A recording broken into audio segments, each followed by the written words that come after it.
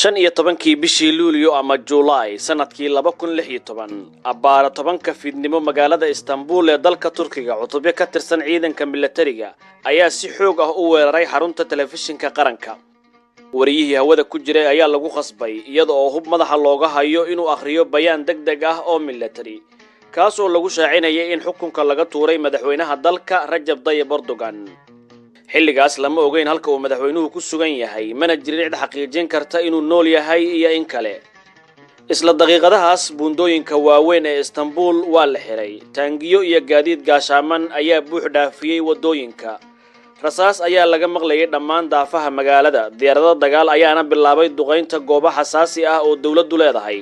cabsi iyo argagax ayaana ku fiday shacabka, boqolaal qof ayaa la dilay, kumanaan kalena waa la dhaawacay.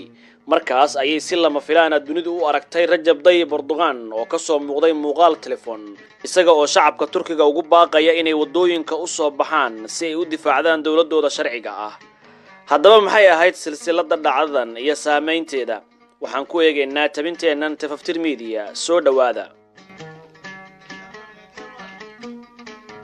waxa uu ahaa habeen adduunka tusay saameynta iyo awoodda Rajab Tayyip Erdogan ku leeyahay bulshada Turkiga. afgambiga dhiig badan ku daatay oo loo adeegsaday taangiyo iyo diyaarado dagaal ayaa lagu jabiyay hal wicitaan oo muuqaala.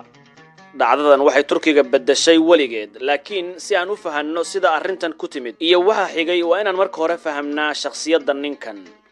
Rajab Tayyip Erdogan, hogaamiyaha Turkiga majaraha u hayay muddada ka badan 20 sano, waxa uu ku dhashay magaalada Istanbul sanadkii 1954 isaga oo ka soo jeeday qoys sabool ah. wuxuu ku barbaaray jawi diin iyo edbin adag ku dhisan, taas oo si weyn u qaabaysay shakhsiyadiisa mustaqbalka. Erdogan wuxuu waxbarashadiisa islaamiga ku qaatay iskuulka Imam Khatib, halkaas oo uu ka bartay culumta iyo maadooyinka guud ee waxbarashada casriga ah. kahor intuusan u gudbin jaamacadda Marmara oo uu ka qalin jabiyay kulliyadda dhaqaalaha iyo ganacsiga. intii uu yaraa Erdogan ma ahayn arday kaliya, balse waxa uu sidoo kale ka shaqayn jiray iibinta qaraha iyo cuntooyinka fudud ee wadooyinka Istanbul si uu gacan uga geysto qarashaadka nololeed ee qoyskiisa. waayo aragnimadaas carruurnimo waxay ku reebtay faham qoto dheer oo ku saabsan nolosha dadka saboolka ah iyo halganka maalinlaha ah ee bulshada hoose, taas oo markii dambe ka muuqatay hadalladiisa siyaasadeed iyo qaabka uu la falgalo dadweynaha. isla waqtigaas Erdogan waxa uu si firfircoon ugu jiray ciyaaraha kubadda cagta isagoo u ciyaaray kooxo heer maxalli ah muddo ku dhow 14 sano.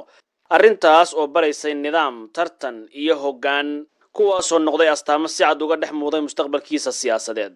wuxuu ku biiray xisbiga Erbakan, wuxuuna si tartiib ah u noqday mid ka mid ah hogaamiyeyaasha ugu muhiimsanaa. 1994 Erdogan waxa loo doortay duqa magaalada Istanbul, mid ka mid ah xilalka ugu saameynta badan waddanka. wuxuu si degdeg ah u xalliyay dhibaatooyin waaweyn sida biyo la'aan, qashin quban iyo dhibaatooyin gaadiidka dadweynaha ah. laakiin 1998 wuxuu akhriyay gabay dawladdu u fasirtay kicin diimeed, taasoo sababtay in lagu xukumo xabsi. xabsigaas dhexdiisa fikirkiisa ayaa isku bedelay kadib markii uu xisbiga ka baxay. Erdogan wuxuu aas-aasay xisbiga cadaaladda iyo horumarka ee AK Party. 2002 AK Party waxa uu ku guuleystay doorashada. Erdoganna wuxuu noqday ra'iisul wasaaraha waddanka. mudnaanta koowaad waxa uu siiyay dhaqaalaha isaga oo soo jiitay maalgashi shisheeye. wuxuu dib u habeeyay lacagta. Turkigana wuxuu galay kobca dhaqaale oo xoogan. Erdogan wuxuu ballaariyay saameynta Turkiga ee bariga dhexe, Afrika, Balkans, waqooyiga Ciraaq, Liibiya, Suudaan iyo Soomaaliya oo uu ku leeyahay saldhiggiisa military ee ugu weyn dibadda. haddii aan ku sii soconno afgambigii 15 Luulyo 2016 iyo sidii uu dhicisoobay, shacabka oo ajiibay dalabka madaxweynaha ee ah inaysan isdhiibin ayaa wadooyinka ugu soo baxay. masaajidana waxa laga baahiyay aadaan si loo kiciyo dadweynaha. in ka badan 250 qof ayaa la dilay, kumanaanna waa la dhaawacay. ugu dambeynna afgambigii waa la jabiyay. intaas kadibna Erdogan wuxuu adkeeyay taladiisa. kumanaan askar iyo garsoorayaal ah ayaa xilalka laga xayuubiyay, xabsina loo taxaabay. warbaahin badan ayaa albaabada la isugu dhuftay. nidaamka madaxweynenimo ayaana la hirgeliyay. Rajab Tayyip Erdogan waa mid ka mid ah hogaamiyayaasha ugu saameynta badan ee Turkiga soo maray tan iyo markii la aasaasay jamhuuriyaddan 1923. waa hogaamiye si weyn la isugu khilaafsan yahay, dood adagna ka dhaliyay gudaha iyo dibadda dalka. qaar waxay u arkaan hogaamiye islaami ah oo dib u soo nooleeyay aqoonsigii diimeed iyo taariikheed ee Turkiga, kana dhigay dalkiisa mid dib ugu soo laabtay masriixiyadiisii dunida muslimka. dad kalena waxay ku tilmaamaan siyaasi awood jecel oo diinta iyo qadiyadda caalamiga ahba u adeegsada xeelad siyaasadeed. si kastaba ha ahaatee marka laga gudbo aragtiyada kala duwan iyo doodaha siyaasadeed waxa jirta hal xaqiiqo oo aan la dafiri karin, taasina waa in Erdogan Turkiga uu u bedelay si gundheer ballaaran oo aan horey loo arag. wuxuu talada la wareegay xilli Turkigu uu la daaladhacay dhaqaale burbur, dhibaatooyin siyaasadeed iyo kalsooni darro caalami ah.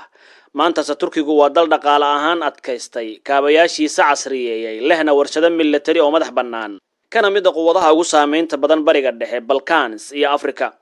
intii uu hoggaanka hayay Erdogan, Turkiga waxa uu ka gudbay doorkiisii ahaa dal taabici ah, isagoo uu gudbay dal leh go'aamo siyaasadeed oo madax bannaan. Erdogan waxa uu si gaar ah u fahmay xiriirka ka dhexeeya dhaqaalaha, siyaasadda iyo awoodda qaran.